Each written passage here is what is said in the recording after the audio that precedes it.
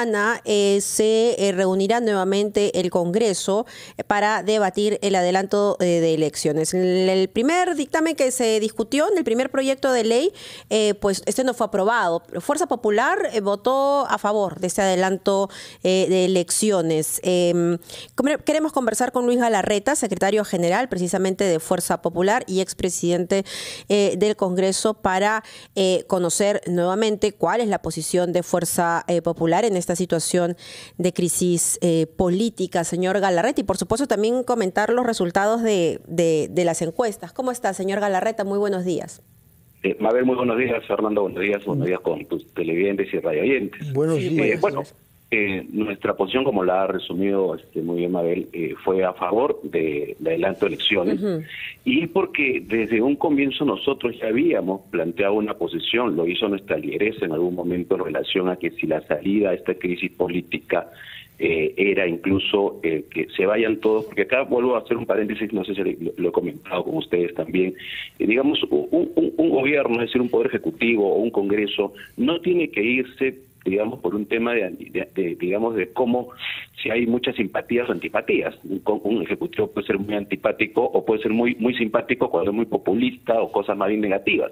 Aquí las cosas tienen que verse en base, uno, a las condiciones, en el caso de corrupción o de un golpe de Estado, en el caso de que si los hechos cometidos por el expresidente encajan en tal artículo de una vacancia, etcétera. Y el Parlamento, evidentemente, frente a una situación extrema de crisis, puede tomar una decisión, pero es una decisión que tienen que tomarla los señores congresistas, ¿no? Incluso no es tanto un tema de cuántos están a favor o no. Evidentemente estamos en una crisis y por eso que tanto decía nuestra lideresa como el propio vocero en el momento pasado, el año pasado, y este año nuestra vocera, o sea, me refiero al señor Hernando Guerra García y hoy día Patricia Juárez, y toda nuestra bancada, digamos, ha hecho lo que se dijo en un momento. Si esa es la salida, pues ninguno de los miembros de Fuerza Popular, a los cuales saludo y agradezco a los señores congresistas que tengan esa posición firme, iba a oponerse.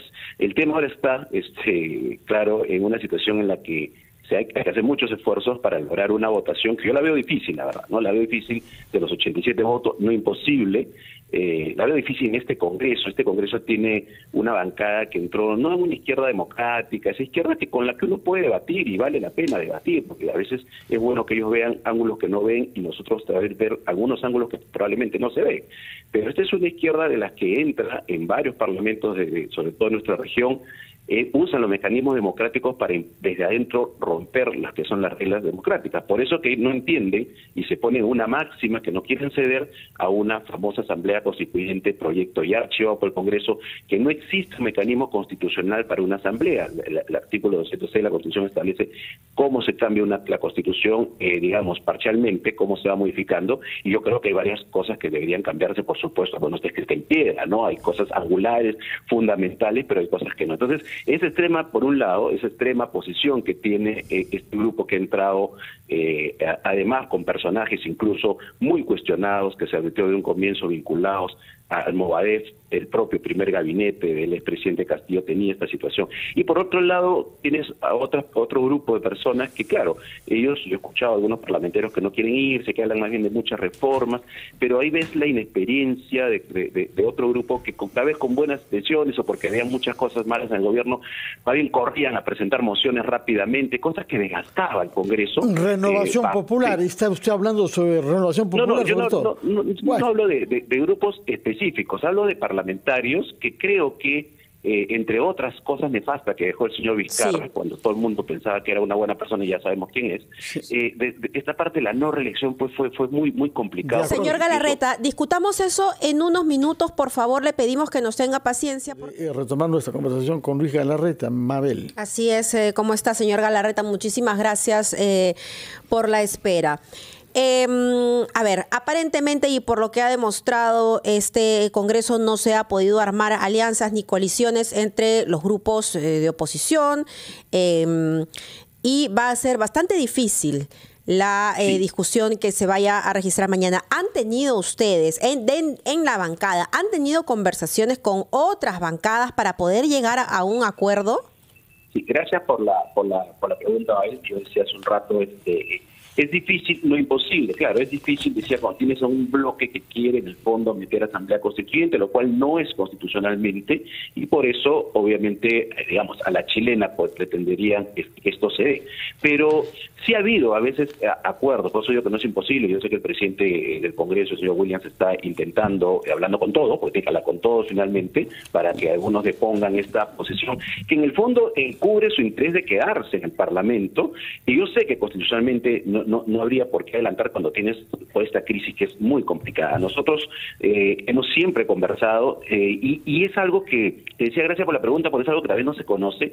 Sí ha habido acuerdos en el Congreso positivos. El primer año con la presidenta Alba se trabajó con muchas bancadas. Yo he tenido oportunidad de participar en algunas reuniones, que he invitado como past president, y se ha logrado acuerdos. Mira, si no, no le ha salido el tribunal, el Banco Central, se hicieron reformas constitucionales, más que es importante, porque hoy día, antes que el expresidente Castillo de este autogolpe hubiera hecho una cuestión de confianza por la Asamblea Constituyente, hubiera hackeado al Congreso como lo hicieron anteriormente. Entonces, creo que sí se ha logrado en un momento, y que ojalá se vuelva a recuperar esa, digamos, esa posibilidad de armar un bloque 87. 87 digo difícil, porque entre los señores de Verónica Mendoza, que sabemos más o menos cómo están a favor de todas las protestas que son pacíficas, son buenas, pero las que son violentas obviamente son negativas, más los de que entraron con el señor Castillo, ahí nomás hay 44 parlamentarios, o 42, perdón, y necesitas 87, al otro lado te quedan 88. Entonces es difícil, hay que hacer el esfuerzo. Vamos a ver cómo estas bancadas que se han dispersado, alguna de ellas deja y depone esa máxima que es su asamblea, que es, claro, es el sueño de aprovecho para rechazarlo. Hemos hecho ya los 4 parlamentarios andinos peruanos, la intromisión inaceptable de presidente de México, el presidente colombiano, en fin, creo que el argentino y boliviano. Inaceptable intromisión, y saludo que la Cancillería ha traído nuestros embajadores a consulta. Pero, ¿y qué le contestan, puesto que menciona el tema, señor Galarreta, qué le contestan sus compañeros colombianos del Parlamento andino cuando usted protesta por el comportamiento del presidente colombiano, señor? Sí. Bueno, digamos, como todo, lamentablemente, hoy día no hemos viajado los parlamentarios andinos en Perú, hay una sesión, nos hemos quedado por la situación como está aquí en el país, además porque estamos en permanente coordinación, pero digamos, hemos presentado el documento a la mesa electiva, ¿ok? Esa es una expresión, nos han escrito muchos parlamentarios, obviamente, que no les parece y les avergüenza que se estén intrometiendo en nuestras situaciones nacionales. Pero el tema de fondo, y yo entiendo por qué, porque este es un tema internacional, hay mucha plata.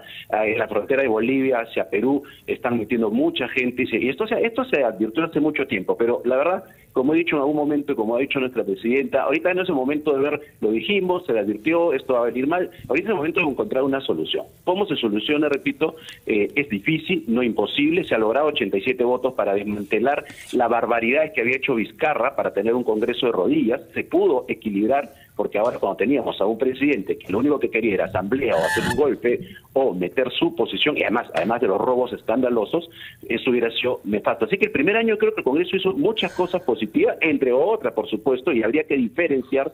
Es lamentable, yo soy congresista, siempre hablan del Congreso en general, pero muchos parlamentarios deberían quedarse hasta el 2026, que es lo que corresponde, pero tienen que asumir, y así lo ha hecho Fuerza Popular, y así lo dijo la lideresa y nuestros voceros, tienen que asumir que con este Congreso, en la situación que se encuentra, pues no puede continuar. La otra salida sería, y termino con esto, bueno, más difícil, ¿no? 66 votos, irse a un referéndum si no llegas a los 87, pero ya una vez que se aprueba, ponerle una fecha y ver las reformas que se puedan. No creo que se puedan hacer todas las reformas. Eso quería preguntarles, ¿cuáles sí se pueden hacer? ¿Cuáles sí se pueden hacer? ¿Cuáles reformas le parecen a usted indispensables y viables? Lo que pasa es que algunas reformas, para mí las más importantes, pueden ser un poco impopulares, ¿no? Yo creo que ya demostró que la no reelección es gatillar a una institución como el Congreso por lo novel que es y por la falta de experiencia y las cosas que se ven. Eso creo que varios de los que están ahí podrían ir incluso a una reelección, y seguro que varios salían reelectos en un segundo periodo. La doble bicameralidad, que te lo digo con sinceridad, lo hemos contado, ¿no? Ha sido difícil incluso convencer a nuestro propio partido en un momento, y el partido decidió ir por la bicameralidad. Nosotros habíamos hecho, antes que entre el interregno parlamentario de 1 año y medio, antes de que lo disuelva el Congreso Vizcarra, una reforma constitucional para que ningún condenado postule, y eso fue el caso de Cerrón.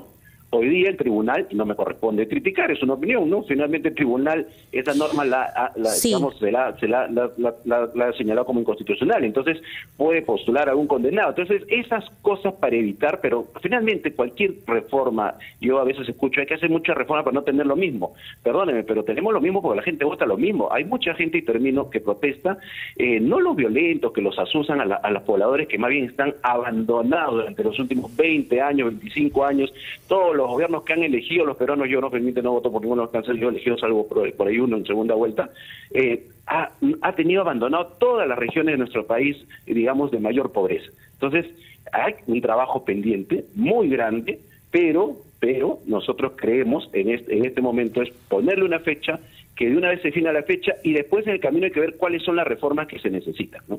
Sí, bueno, es importante esto último que usted menciona, porque la situación de forma puede ser exactamente en la discusión de las reformas, ¿no? Pero hay un tema de fondo, ¿no? Los peruanos en muchas regiones están molestos, no creen en el sistema, no creen en las instituciones, y es precisamente por lo que usted acaba de mencionar. Y desde el Congreso de la República, pues tampoco se ha hecho mucho, y eso hay que reconocerlo también. Sí, yo creo que hay que reconocer eso, pero hay que también hacer un poco de docencia en este tema. Yo, la verdad, Mabel, con estas pérdidas de vida es lamentable, porque claro, uno no sabe si esa persona que ha salido, o sea, no estoy hablando de los terroristas, que hay que combatirlo como se tiene que combatir dentro del marco legal, que hay un estado de emergencia, pero hay gente que tal vez se le ha muerto un familiar en el COVID porque no hay hospitales, y está con toda esa cólera, y entonces se suma algo, porque hemos tenido abandonados nuestras regiones. Claro, si el Perú crece 8% del PBI durante 10 años, somos una maravilla, pero ándate a Bancay, ándate a Andahuaylas, ándate a Puno. Pero te decía, hay que hacer docencia por una cosa. Yo creo que sí, por supuesto, con eso tiene algunas responsabilidades, pero perdóname, el 95% de los problemas los peruanos los resuelve el Poder Ejecutivo.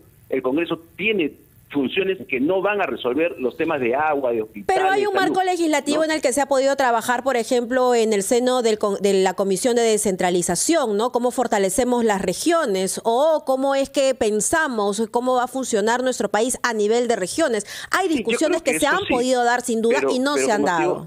Yo creo que eso sí, pero son temas, digamos, que no terminan, por ejemplo, poniéndole el agua potable, que no terminan dándole el título y propiedad. O sea, lo que ha debido ser también, y estoy de acuerdo contigo, eso no lo dudo, pero también es, y claro, a veces cuando pones mucha presión al Ejecutivo, fiscalizas mucho, que es la principal función del Legislativo, porque claro, el Ejecutivo, los gobiernos regionales, que son los grandes también ausentes acá, manejan casi el 99.5% de todo el presupuesto del país. Entonces, ahí es donde hay que ponerle mucho lente, pero ojo, este es un tema de todos, ¿no? Luis Galarreta, muchas gracias por sus explicaciones. Gracias, tomamos Fernando, nota que cree usted que hay al menos 3 reformas viables, que es la de la reelección, la de la bicameralidad y la no postulación de condenados por impopulares que puedan hacer estas propuestas. Muchas gracias y muy buenos días, señor Galarreta, secretario general del Partido Fuerza Popular y parlamentario andino.